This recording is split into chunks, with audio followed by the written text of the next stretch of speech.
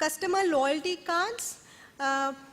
Most of the old departmental stores in the country, they have a very old loyalty program which is quite successful, and there are some retailers whose almost 75% of their sales are through the loyalty program, which means the retailer is able to capture the customer preferences, what they buy, the history, when they buy, all the data related to the complete customer life cycle,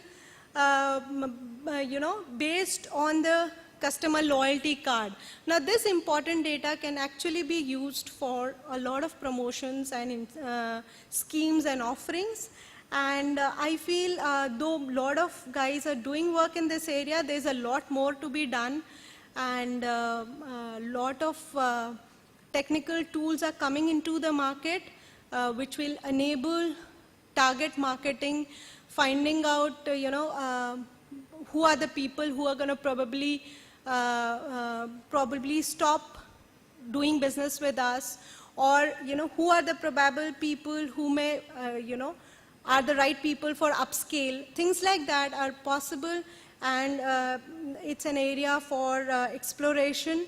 And definitely the more the retailer is able to work on this, the more customer engagement and more brand loyalty is what the store would be able to achieve.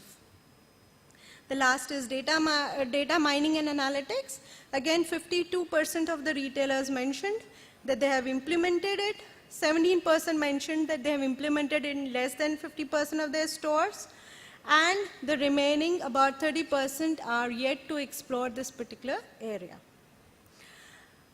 Well, the study is a very exhaustive study, so we have captured the study in the form of a CD which will be available after the presentation. But this is just I have summed up the summary. These are the people. This is a representative list of all the participants who took part in the survey. This is about the profile of the people who took part in the survey. I'm not going through this. It's available in the CD form. People who are interested could go through the CD. With this, I thank you very much for the time.